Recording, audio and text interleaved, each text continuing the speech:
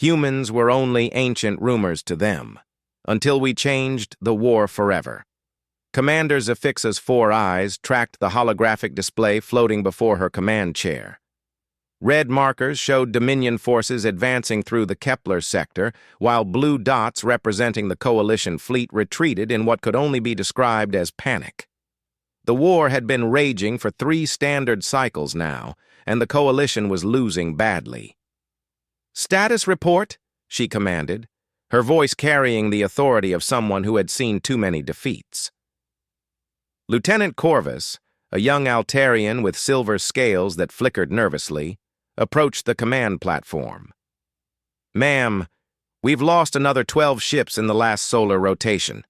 The Dominion's new plasma cannons are cutting through our shields like they're made of vapor." Zafixa's mandibles clicked in frustration. The Thrakari Dominion had always been aggressive, but lately they seemed unstoppable. Their technology had advanced rapidly, and their military tactics had become frighteningly effective. What had once been border skirmishes between neighboring star systems had escalated into a full-scale galactic war. The Coalition of Free Worlds was a loose alliance of 17 different species, each contributing their unique strengths to the war effort. The Altarians provided swift scout ships and excellent navigation systems. The Garathi contributed their massive battlecruisers and heavy armor technology. The telepathic Mindari served as communications specialists, instantly relaying orders across vast distances. Despite their combined efforts, they were being systematically destroyed. "Sir," called Navigation Officer Talara from her station, "long-range sensors are detecting another Dominion fleet approaching. 300 vessels, including at least 50 dreadnoughts." The bridge fell silent except for the steady hum of life support systems. 300 ships was larger than any single Coalition fleet. If those vessels reached the Kepler defense line, the Coalition's last major stronghold would fall within days. Admiral Vorak, the Coalition's supreme military commander, appeared as a flickering hologram beside Zafixa's chair. The elderly Garathi looked tired, his usually proud posture slightly slouched. "Commander, I need you to fall back to Rally Point 7. We're consolidating all remaining forces for a final stand." "Admiral, with respect, we can't keep retreating. At some point, we have to make our stand." "I know," Vorak's deep voice rumbled. "But we need time. Our scientists are working on something. Dr. Yanara believes she may have found a solution in the old archives." Zafixa's curiosity piqued. Dr. Yanara was the Coalition's leading xenoarchaeologist and historian. If anyone could find an ancient technology or forgotten alliance that might help them, it would be her. "What kind of solution, sir?" "Something from the deep archives. References to an old species that might still exist. I can't say more over open channels, but if her theory is correct, we might have one last hope." After the Admiral's transmission ended, Zafixa ordered her crew to begin the retreat to Rally Point 7. As her ship, the Starfire's Edge, turned away from the battle zone, she found herself thinking about the Coalition's desperate situation. They had tried everything. New weapon technologies, different battle formations, even attempting to negotiate with the Dominion leadership. Nothing worked. The Thrakari Dominion was led by Emperor Varkan, a ruthless leader who believed that only the strongest species deserved to survive. His philosophy was simple: conquer or be conquered. The Dominion had already absorbed 6 minor civilizations, forcing their populations into slavery and stripping their worlds of resources. As they traveled through hyperspace toward the rally point, Zafixa decided to visit Dr. Yanara in the ship's research lab. She found the elderly Mindari surrounded by holographic displays showing ancient texts and star charts. "Doctor, the Admiral mentioned you might have found something useful." Dr. Yanara's large silver eyes focused on Zafixa with an intensity that made the commander slightly uncomfortable. As a telepath, Yanara could sense surface thoughts and emotions, though she was too polite to intrude without permission. "Commander, have you ever heard the old stories about the Terrans?" Zafixa searched her memory. The name sounded familiar, like something from childhood stories or ancient legends. "Vaguely. Weren't they supposed to be some kind of mythical warrior race?" "Not mythical," Yanara corrected gently. "Ancient. Very ancient. According to these records, they existed over 10,000 standard years ago. Most species consider them legends now, but I've found references in 17 different cultural archives. The doctor activated a new holographic display showing various ancient texts. Look at these descriptions. The Valtherians called them the Endless Warriors. The extinct Corvani referred to them as those who never yield. Every species that encountered them seemed both terrified and amazed. But, Doctor, even if they were real, 10,000 years is a long time. They're probably extinct by now." Dr. Yanara smiled mysteriously. "That's what everyone assumes. But look at this." She brought up a star chart showing the outer rim of the galaxy. "These are the coordinates mentioned in the oldest Terran references, a region called Sol in their language. Our long-range probe data shows several planets in that system, including one with the perfect conditions for supporting life."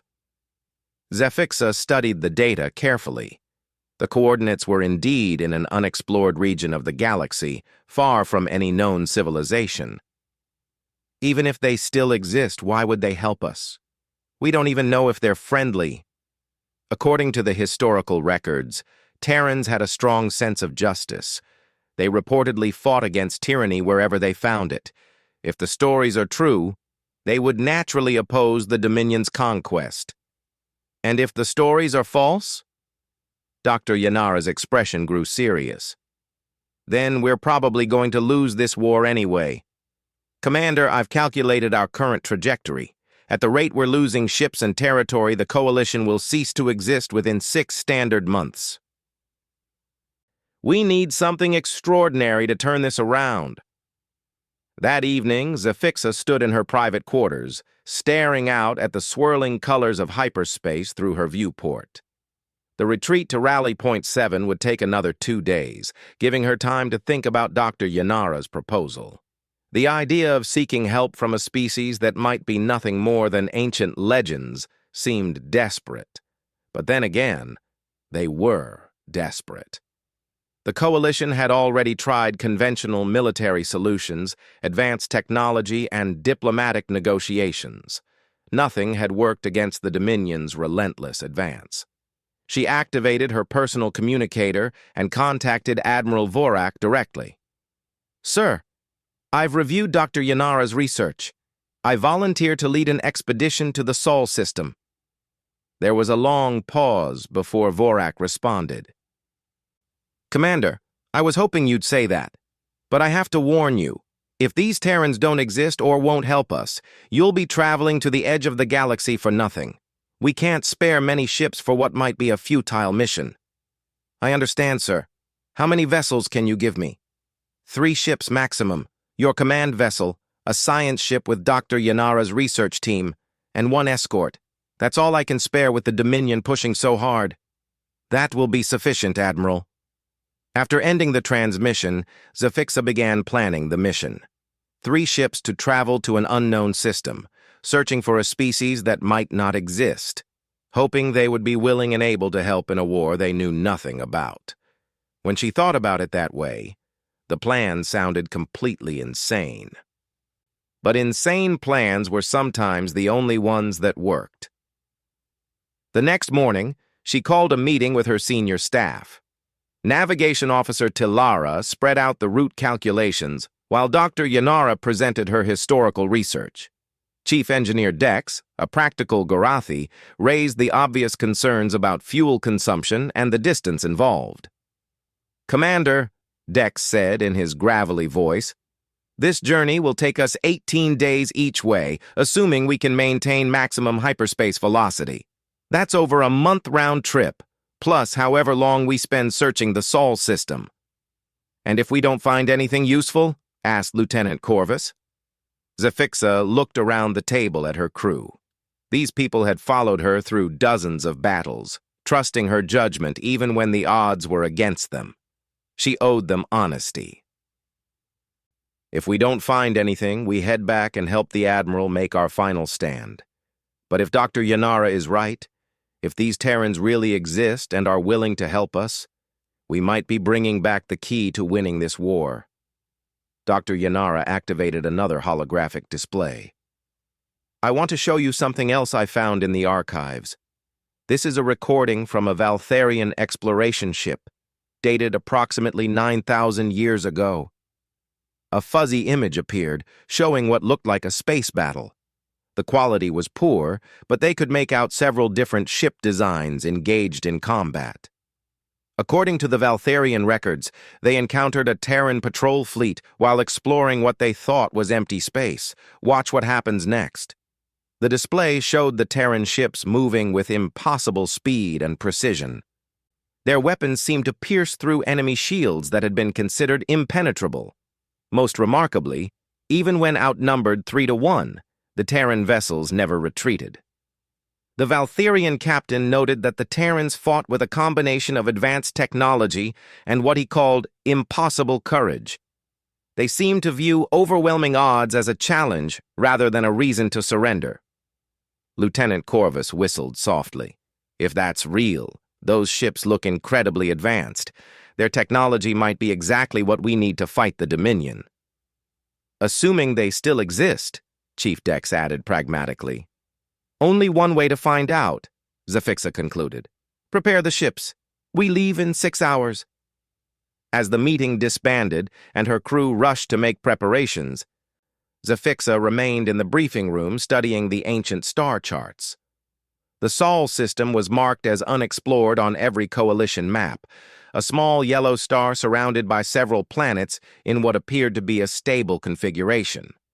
If the legends were true, somewhere in that distant system lived the descendants of the most formidable warriors the galaxy had ever known. If the legends were false, she was about to waste precious time and resources on a fool's errand while her people fought and died. But something about Dr. Yanara's research felt right. The consistency of the stories across multiple species and time periods suggested these Terrans had been real. And if they were real, if they still existed, perhaps they really could change the course of this war. 6 hours later, 3 coalition ships' 18 days of hyperspace travel had given Commander Zafixa plenty of time to doubt her decision. Every day brought reports from the coalition fleet about new defeats, lost territories, and diminishing hope. The Dominion had broken through 2 more defense lines while she chased ancient legends across the galaxy. Commander, we're approaching the Sol system, Navigation Officer Talara announced from her station. Dropping out of hyperspace in 30 seconds. Zafixa straightened in her command chair. All stations, prepare for possible contact. We don't know what we'll find out there. The swirling colors of hyperspace faded, replaced by the stark blackness of space dotted with distant stars. Before them hung a medium-sized yellow star, and their sensors immediately detected multiple planetary bodies orbiting within its gravitational influence. Initial sensor sweep complete, reported Lieutenant Corvus. 9 planets detected, with several showing signs of artificial structures. Commander, you need to see this. The main display activated, showing detailed sensor readings from the 3rd planet in the system. The world was primarily blue and green, with white cloud formations swirling across its surface. But what caught everyone's attention were the clearly artificial structures, visible even from their current distance. Those are space stations, Chief Engineer Dex said with certainty. And look at the orbital traffic patterns. This system is heavily populated. Dr. Yanara moved to a secondary console, her silver eyes wide with excitement.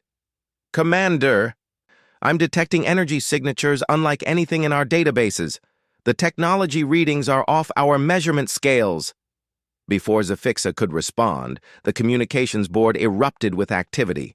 Lieutenant Corvus frantically worked his controls as multiple signals flooded their receivers. Commander, we're being scanned by at least 50 different sources. The scanning beams are incredibly sophisticated, learning everything about our ships in real time. Defensive posture, Zafixa ordered immediately. Raise shields and charge weapons, but do not fire unless fired upon. Sir, Corvus continued, his voice rising with concern. Something's happening. I'm detecting massive energy buildups throughout the system. Multiple vessels are powering up what appear to be weapon systems. The tactical display updated to show dozens of contacts suddenly appearing on their sensors. Ships that had been completely undetectable moments before now showed clearly, scattered throughout the inner system. Each vessel displayed energy readings that far exceeded anything the Coalition had ever encountered. Commander, Dr. Yanara called out urgently. I'm receiving a transmission. It's in an unknown language, but my translation matrix is working on it. Put it through. The bridge speakers crackled to life with a voice speaking in sharp, precise tones. After a few moments, Dr. Yanara's translation software began providing subtitles on the main display. Unknown vessels, you have entered restricted space. Identify yourselves immediately and state your intentions. You have 30 seconds to respond before defensive measures are initiated. Zafixa took a deep breath. This was the moment that would determine whether her desperate gamble would pay off. Open a channel. This is Commander Zafixa of the Coalition vessel Starfire's Edge. We come in peace, seeking contact with the species you call Terrans. We need your help. There was a long pause. Then the response came, translated in real time. Terrans? That is an old name, not used for thousands of years. We are humans. Why do you seek us? Our civilization is at war with an aggressive empire called the Thrakari Dominion. We found references to your people in ancient archives and hoped you might be willing to assist us. Another pause, longer this time. During the silence, Zafixa noticed more ships appearing on their sensors. Whatever cloaking technology these humans possessed was far beyond anything the Coalition had developed. You will follow the designated flight path to Luna Station. Any deviation will be considered hostile intent. Do not attempt to scan our vessels or installations during your approach. A navigation path appeared on their display, leading toward a large space station orbiting the system's primary world. Talara immediately began adjusting their course to match the prescribed route. Commander, Chief Dex whispered, their technology is incredible. Those ships appeared out of nowhere, and the energy readings suggest weapons that could destroy our entire task force without difficulty. As they followed the flight path toward Luna Station, Zafixa studied the human vessels surrounding them. The ships were sleek and angular, with designs that seemed to emphasize both speed and firepower. More importantly, they moved with a precision that suggested either advanced automation or incredibly skilled pilots. Dr. Yanara, are you picking up any additional information about these humans? Commander, their communications technology is using quantum encryption methods that shouldn't be possible with known physics. But I'm detecting something else. Population readings from the third planet suggest over 7 billion individuals. 7 billion. The entire coalition represented only about 12 billion people across 17 different worlds. If these humans were truly as advanced as their technology suggested, they represented a significant military force. Luna Station grew larger on their screens as they approached. The facility was enormous, easily the size of a small moon, with multiple docking bays and what appeared to be defensive installations positioned around its perimeter. Coalition vessels proceed to Docking Bay 7. A diplomatic team will meet you there. 20 minutes later, Commander Zafixa found herself walking through an airlock into Luna Station, accompanied by Dr. Yanara and Lieutenant Corvus. The artificial gravity felt slightly heavier than standard coalition settings, and the atmosphere had a different chemical signature, though their environmental suits automatically compensated. The docking bay was immaculate, with gleaming metal walls and advanced holographic displays providing information in the human language. But what struck Zafixa most was the efficiency. Every movement, every procedure, every system operated with perfect precision. They were met by 3 humans dressed in what appeared to be military uniforms. The leader was a tall individual with short dark hair and intense brown eyes. Despite being clearly organic, the human moved with the precision Zafixa had expected from a sophisticated android. "I am Admiral Sarah Chen of the United Earth Defense Force," the human said through a translation device. "I understand you're looking for assistance with a military conflict." "Admiral Chen, I am Commander Zafixa. Thank you for agreeing to meet with us." Admiral Chen gestured for them to follow her through a corridor lined with displays showing various star systems. "Commander, I must tell you that humanity has had limited contact with other species for several thousand years. We've chosen to remain isolated while we developed our civilization. Why should we involve ourselves in your war?" Dr. Yanara stepped forward. "Admiral, we've studied historical records about your people. According to our archives, humans have always opposed tyranny and injustice. The Thrakari Dominion has already enslaved 6 species and plans to conquer the entire galaxy." "Ancient records can be unreliable," Admiral Chen replied diplomatically. They entered a large conference room with a holographic display table in the center. Admiral Chen activated the system, and a 3-dimensional map of the galaxy appeared, showing the current territories controlled by the Coalition and the Dominion. "Show me the extent of this conflict," Chen requested. Zafixa manipulated the display to highlight recent battle sites, conquered territories, and projected Dominion expansion routes. As you can see, the Dominion controls approximately 40% of the inhabited galaxy and is expanding rapidly. At their current rate of conquest, they will control everything within 2 years. Admiral Chen studied the data carefully. "How many species have they completely destroyed?" 6 confirmed, Dr. Yanara answered. "The Zephyrians, Kalthani, Norvek, Yilari, Brescian, and Morvani. Entire civilizations eliminated or enslaved." For the first time, Chen's expression showed emotion. "Genocide on that scale cannot be tolerated." "Admiral," Zafixa said carefully, "our intelligence suggests the Dominion views any species they cannot control as a threat to be eliminated. If they continue expanding, they will eventually discover your system." Chen nodded slowly. "That analysis is correct. We've been monitoring their expansion patterns. Our projected timeline suggests first contact with Dominion forces within 18 months. Then you understand why we need to act now while the Coalition still exists to help." Admiral Chen stood and paced around the holographic display. "Commander, I need to be frank with you. Humanity has capabilities your Coalition has never encountered. Our military technology has advanced significantly during our isolation. But involving ourselves in galactic warfare would represent a fundamental change in our civilization's direction." "What kind of capabilities?" Lieutenant Corvus asked. Instead of answering directly, Chen activated a different display, showing what appeared to be a space battle.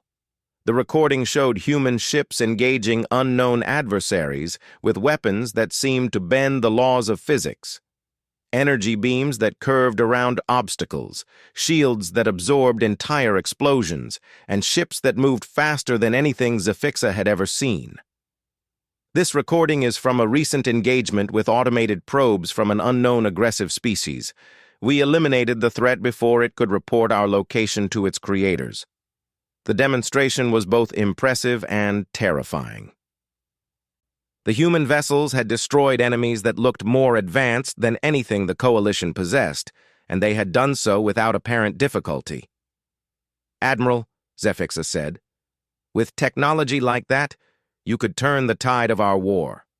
Perhaps, but that would require a formal alliance between humanity and your Coalition. Such a decision cannot be made by military officers alone." Chen led them to an observation deck overlooking the planet below. Through the transparent aluminum windows, they could see the blue and green world that humanity called home, with orbital installations and traffic patterns indicating a thriving civilization. Earth, Chen said simply, home to 7 billion humans who have lived in peace for over 3,000 years. Joining your war would put all of them at risk. Dr. Yanara approached the window.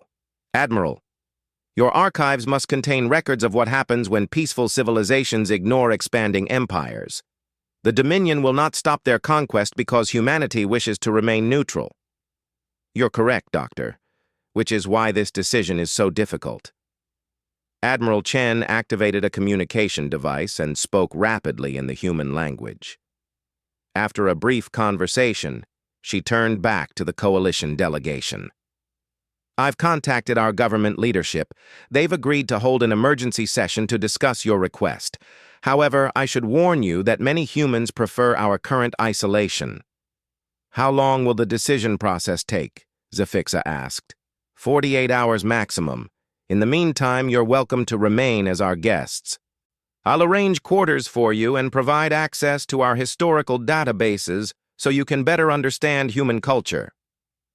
That evening, Zafixa stood in her assigned quarters aboard Luna Station, reviewing the cultural information Admiral Chen had provided. Human civilization was fascinating and contradictory. They had developed incredible technology while maintaining strong philosophical commitments to individual freedom and collective cooperation. More importantly, their military history showed a consistent pattern. Humans fought most effectively when defending others against aggression. Every major conflict in their recorded history had involved humans standing up to stronger enemies on behalf of the oppressed.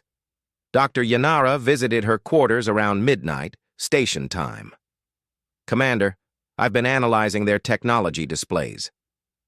The humans aren't just advanced. They're operating on principles our scientists don't fully understand. Their weapons seem to manipulate fundamental forces in ways that should be impossible. How far ahead of us do you think they are? Technologically, maybe 500 years. But that's not what worries me. What does worry you? Dr. Yanara's silver eyes reflected concern. I've been reading their historical records. Humans have a reputation for tactical innovation that goes beyond mere technology. They think differently about warfare than any species I've studied. If they decide to help us, I believe they could change this war completely. But if they decide we're not worth saving, then we go back to the coalition and make our final stand, Zafixa finished. The next morning brought news from the coalition fleet that the Dominion had broken through another defense line. Admiral Vorak's holographic message was brief but grim. They had perhaps 2 weeks before the coalition's command structure would be forced to surrender or face complete annihilation. Admiral Chen found Zafixa in the station's Ob-Admiral. Chen's expression was unreadable as she sat across from Commander Zafixa in the station's diplomatic conference room. Dr. Yanara and Lieutenant Corvus flanked Zafixa, while 2 human officials accompanied Chen. The weight of the decision hung heavy in the air between them. The United Earth government has voted to provide military assistance to the Coalition of Free Worlds, Chen announced. Zafixa felt a surge of relief so intense she nearly collapsed. Admiral, thank you. This decision will save billions of lives. However, Chen continued, raising a hand, there are conditions. Humanity will not simply be another member of your coalition. We will coordinate our military efforts with yours, but we reserve the right to determine our own tactics and strategies. Additionally, we require complete intelligence about Dominion capabilities, territory, and command structure. Of course, whatever you need. Admiral Chen stood and activated the holographic display table. Good, because we're going to need to move quickly. Our deep space monitoring stations detected massive Dominion fleet movement 6 hours ago. They're preparing for a final push against your remaining strongholds. The display showed real-time intelligence that was far more detailed than anything the Coalition possessed. Human sensor networks had apparently been tracking the war from a distance for months. "This is incredible," Dr. Yanara breathed. "Your monitoring capabilities extend across half the galaxy." "Humanity has been preparing for the possibility of galactic warfare for 3,000 years, one of Chen's advisors explained. "We may have chosen isolation, but we never chose ignorance." Chen manipulated the display to show current fleet positions. "Commander, your Admiral Vorak has approximately 72 hours before the Dominion launches their final offensive. That gives us very little time to implement our strategy." "What strategy?" Zafixa asked. Instead of answering immediately, Chen led them to a different section of the station. Through reinforced windows, they could see dozens of human vessels in various docking bays, undergoing what appeared to be final preparations for departure. "The Dominion expects to fight the same coalition forces they've been defeating for the past 3 years, Chen explained. "They have no idea humanity exists, which gives us a significant tactical advantage. We're going to use that advantage to maximum effect." "How many ships are you committing to the war effort?" Chen smiled for the first time since their meeting. "Commander, every human military vessel in our fleet, 800 ships of various classes, from scout vessels to dreadnought carriers. 800 ships was more than the Coalition's entire remaining fleet. But Zafixa had learned enough about human technology to know that raw numbers didn't tell the complete story.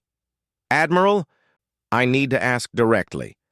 Can your forces really defeat the Dominion?" "Commander, the Dominion has been fighting enemies who think and fight in predictable patterns. Every species in your coalition follows similar tactical doctrines, uses compatible technology, and operates under the assumption that space warfare requires large fleets engaging in direct confrontation." Chen activated a tactical display showing human ship designs. "Human military doctrine evolved differently.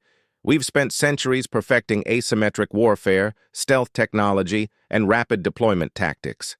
The Dominion has never faced an enemy that fights the way we do." Over the next 24 hours, Zafixa watched in amazement as the human fleet prepared for war. The level of coordination was unlike anything she had ever witnessed. Every ship, every crew member, every system worked together with mechanical precision.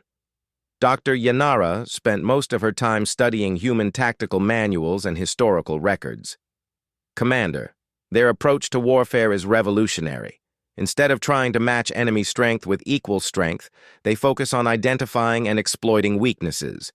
They've developed tactics specifically designed to defeat larger, more powerful forces." "Such as?" "Distributed command structures that make it impossible to disrupt their coordination through targeted attacks. Stealth technology that allows them to attack from unexpected directions. Most importantly, they've mastered the art of making their enemies fight multiple battles simultaneously."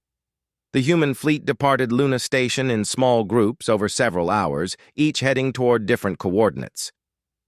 Admiral Chen explained that they would rendezvous with coalition forces using a complex series of jumps designed to hide their true numbers and capabilities. Commander Zafixa's task force accompanied the human command vessel, a massive ship called Indomitable Spirit. The bridge was a marvel of efficiency, with human officers coordinating information flows that would have overwhelmed most coalition crews. "Admiral," Lieutenant Corvus observed during their journey, "your crew operates like a single organism. How do you achieve such coordination?" Admiral Chen glanced around her bridge. 3,000 years of constant training and preparation, Lieutenant. When you know that the survival of your species might depend on perfect execution, you develop very high standards." They emerged from hyperspace at Rally Point 7 to find the Coalition fleet in desperate condition.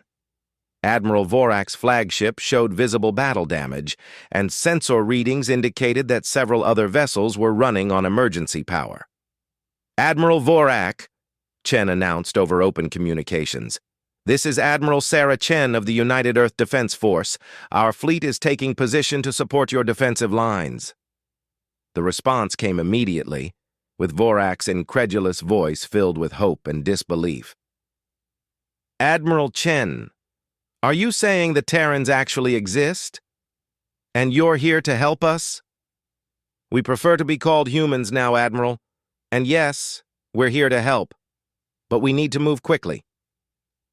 Our intelligence indicates the Dominion will attack within 36 hours. What followed was the most intensive strategic planning session Zafixa had ever witnessed.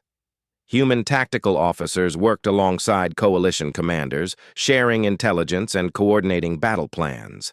The humans' approach was methodical and precise, accounting for variables that coalition planners had never considered.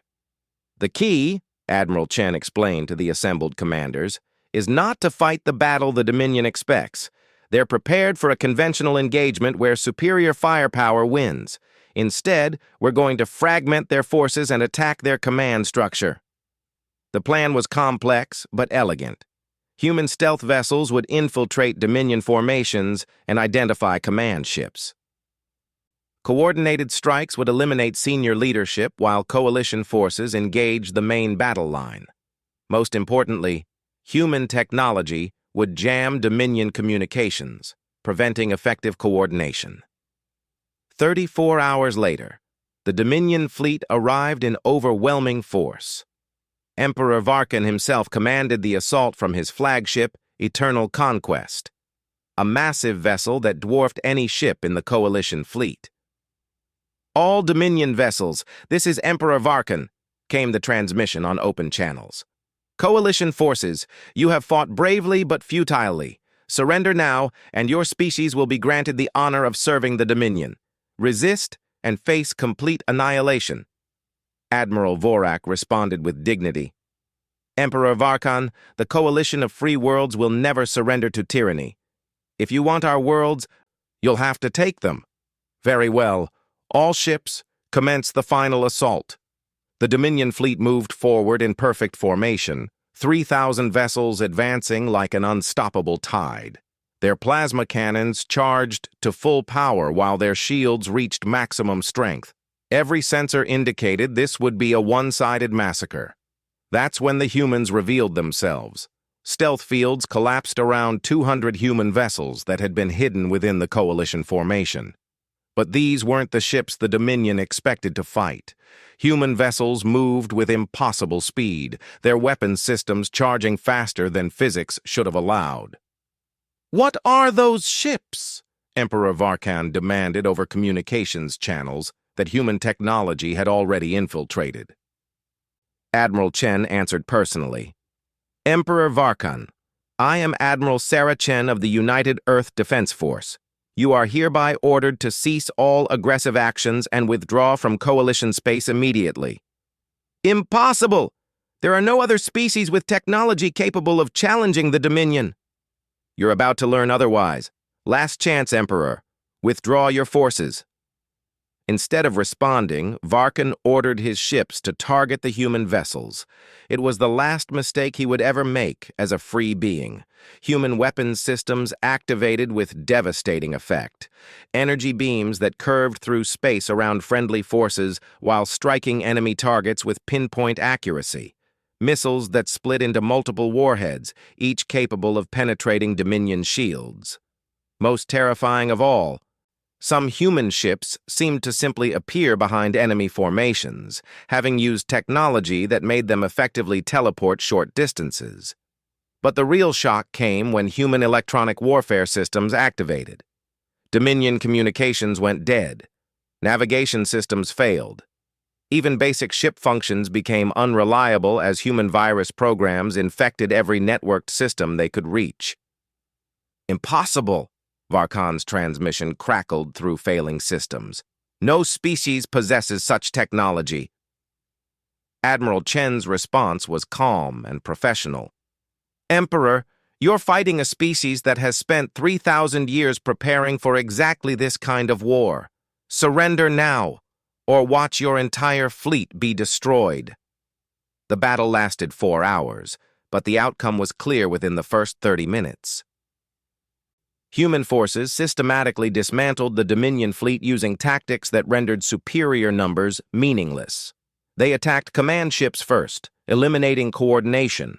They targeted weapons systems rather than attempting to destroy entire vessels, leaving the enemy helpless but alive. Most importantly, they demonstrated capabilities that made continued resistance pointless.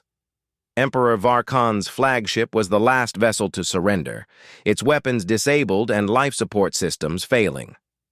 When human boarding parties took control of the bridge, they found the Emperor in a state of shock. "This is impossible," he kept repeating. "The Dominion is the most advanced military force in the galaxy.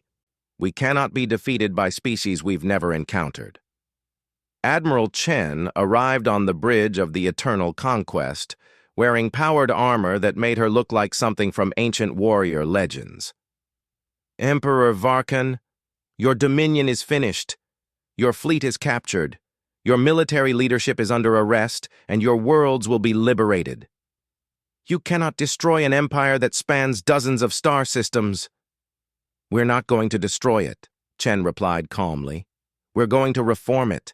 Every species your dominion enslaved will be freed. Every world you conquered will be given the choice of independence or coalition membership. As for you and your leadership, you'll stand trial for crimes against galactic civilization." In the aftermath of the battle, Commander Zafixa found herself aboard the Indomitable Spirit, watching human crews coordinate the occupation of captured Dominion vessels.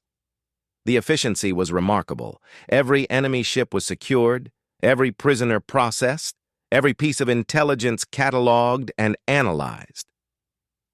"Commander," Admiral Chen said, joining her at the observation deck, "your coalition showed remarkable courage in the face of overwhelming odds. Humanity is honored to have fought alongside you. Admiral, without your intervention, our civilizations would have been destroyed within days. How can we ever repay this debt?" Chen smiled. "By building a better galaxy. The war is over, but the real work is just beginning. 17 species in your coalition, plus humanity, plus all the worlds the Dominion enslaved. We have an opportunity to create something unprecedented, a truly galactic civilization based on cooperation rather than conquest." Dr. Yanara approached them with a datapad in her hands. "Admiral, I've been analyzing the battle recordings. Human technology appears to be based on principles that are centuries ahead of anything we understood to be possible. How did your species advance so quickly?" 3,000 years of focused development, Doctor.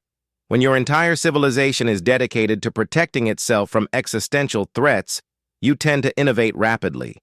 But more importantly, humans have always believed that the strongest species has a responsibility to protect those who cannot protect themselves." Zafixa looked out at the captured Dominion fleet, with human vessels maintaining security around hundreds of surrendered ships. "Admiral, what happens now?" "Now, Commander, we make sure something like the Dominion never rises again. Human technology will be shared with coalition species, but gradually and responsibly. We'll help establish defensive agreements between all the liberated worlds. Most importantly, we'll teach every species in this galaxy that cooperation is stronger than conquest." 6 months later, Commander Zafixa stood on the observation deck of a new space station orbiting the former Dominion capital world. The Galactic Peace Station had been built using combined technology from all the member species, including revolutionary human construction techniques that had completed the project in record time. Representatives from 43 different species worked together in the station's halls, coordinating trade agreements, defensive pacts, and scientific collaboration programs. The Galactic Coalition, as the new alliance was called, represented over 90% of all known intelligent species. Admiral Chen had been appointed as the first Supreme Military Coordinator, responsible for ensuring that no single species could ever again threaten galactic peace. Her first act had been to establish joint training programs where every member species could learn from human tactical innovations.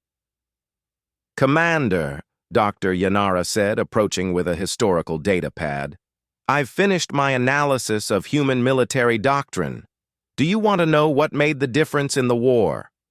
"Please." It wasn't just their technology, though that was certainly advanced. It wasn't even their tactical innovations, though those were revolutionary.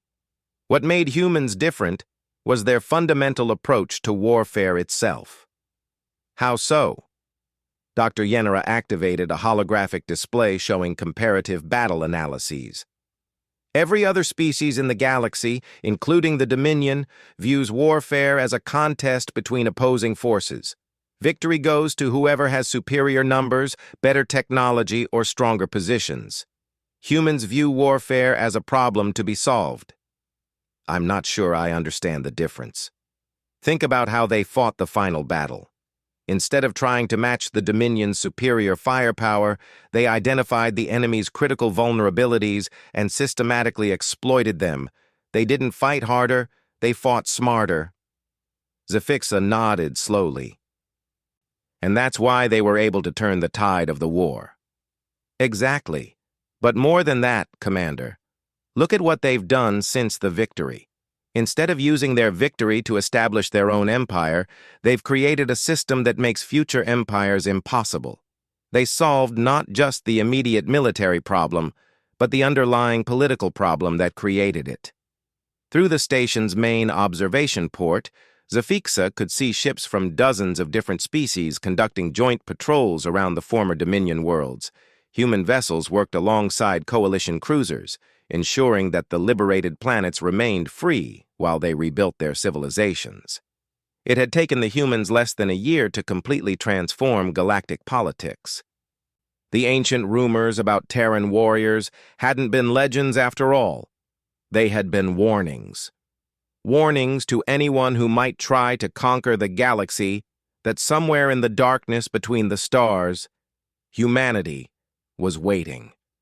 And now that humanity had revealed itself, the galaxy would never be the same again. Emperor Varkan had been wrong about one thing. Humans hadn't changed the war. They had ended it forever. Servation Lounge, staring out at the traffic patterns around Earth. "Commander, I have news from our government. The Council has reached a decision. Umped into hyperspace, beginning their journey toward the edge of the galaxy and a species that had become nothing more than ancient rumors." Commander Zafixa settled into her command chair as the swirling colors of hyperspace surrounded her vessel. Behind them, the war continued. Ahead of them lay either salvation or disappointment, but for the first time in months, she felt something she had almost forgotten: hope.